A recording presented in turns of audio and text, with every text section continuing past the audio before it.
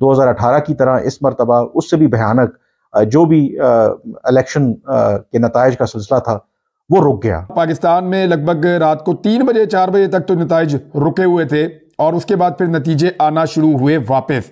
जब ये इलेक्शन के नताइज में ताखीर हुई तो फिर इलेक्शन कमीशन ने ये कहना शुरू कर दिया, क्योंकि पूरे मुल्क में इंटरनेट की बंदिश थी जिसकी वजह से नताइज जो हैं वो बर वक्त नहीं पहुंच सके। अगर ये कहा जाए कि पाकिस्तान की तारीख के मोस्ट कंट्रोवर्शियल इलेक्शंस में ये इलेक्शन शामिल होंगे 2024 के, तो मेरा ख्याल है ये गलत नहीं होगा। अच्छा, ये याद रखिएगा, जितनी भी ये धांधली हुई है ना, ये सस्टेन नहीं कर पाएगा। ये मामले अदालतों में जाएंगे और जो 4 सीटों वाला मामला था 2013 में, अब ये 40 सीटों का मामला होगा और ये इसको बर्दाश्त नहीं कर। हम उनसे लड़ना नहीं चाहते, हम नहीं लड़ना चाहते। आप जानते हैं कि पाकिस्तान इस वक्त किसी किस्म की लड़ाई अफोर्ड नहीं कर सकता। यकीनन मिलिट्री ने उनको कहा होगा, इसीलिए वो इस किस्म की बातें कर रहे हैं, वरना तो वो भारत का नाम भी ना लेते।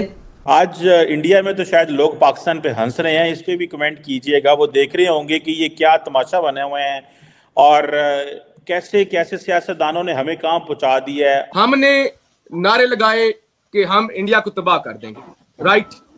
इंडिया के अंदर बातें होती हैं, बातें हुई कि पाकिस्तान को हम फना कर देंगे, या अगर हम वो जो सारे निकल आए हम तो वो सुसु भी करें जी, वो इंडिया पाकिस्तान डूब जाएगा, पाकिस्तान तबाह हो जाएगा सारी जिंदगी हमेशा के लिए।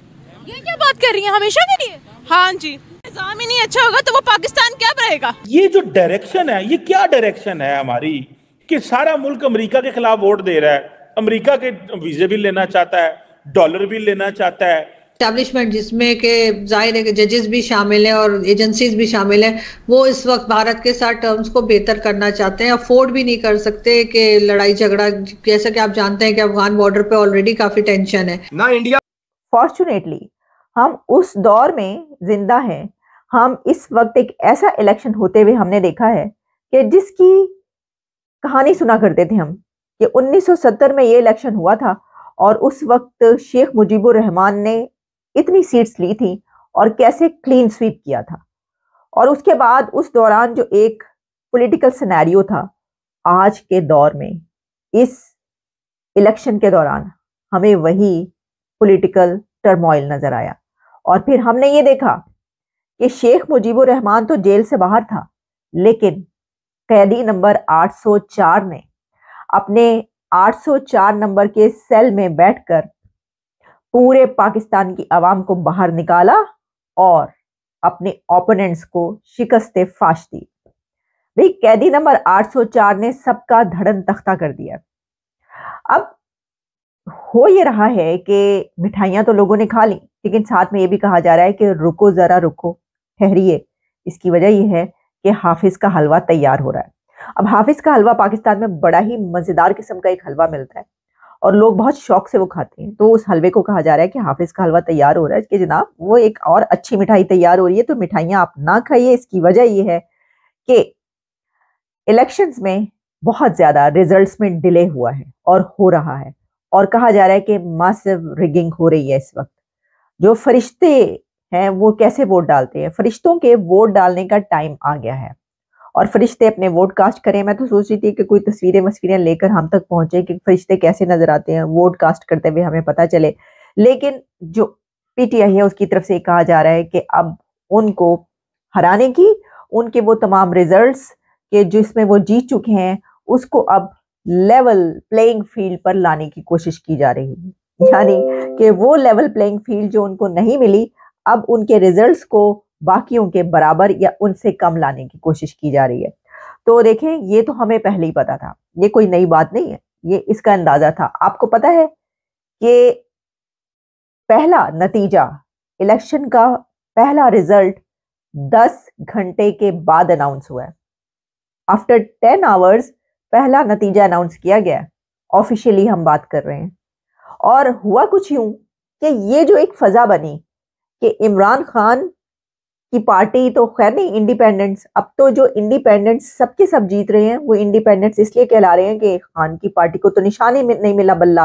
भाई, आपने बल्ला छीन लिया, आपने जो मार लगाई, जो उनकी पिटाई की, जो उनको धूसम धास हुई उनके साथ, सबके सब जेलों के अंदर, और 2 दिन के अंदर 24 साल की सजा जो आपने सुनाई है, उसका नतीजा 2 दिन के बाद आपके मुंह पर आ पड़ा है और अवाम ने कहा है कि ए लो जी फिर ए तरिया जे ताड़ा जो भी आपने किया उनके साथ।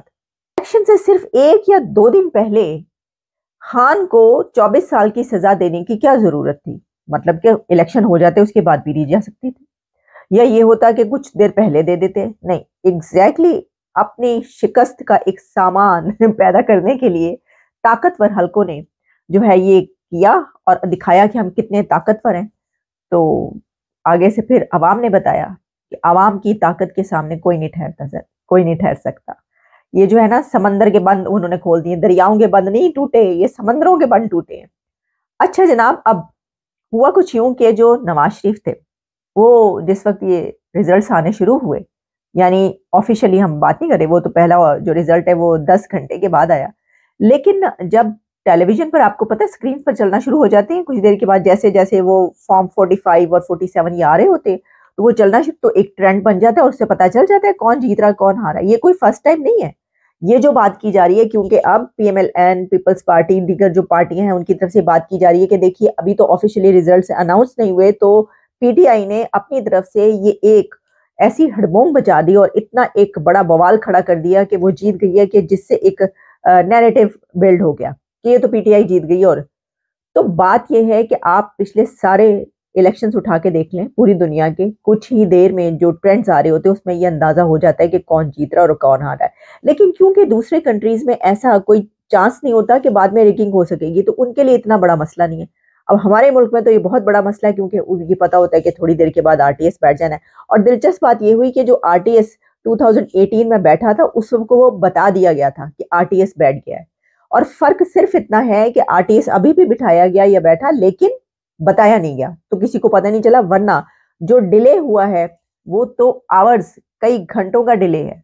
सारी रात सब इंतजार करते रहे कि ये नतीजा कब आएगा, और सुबह के वक्त पहला नतीजा जो है वो अनाउंस किया गया।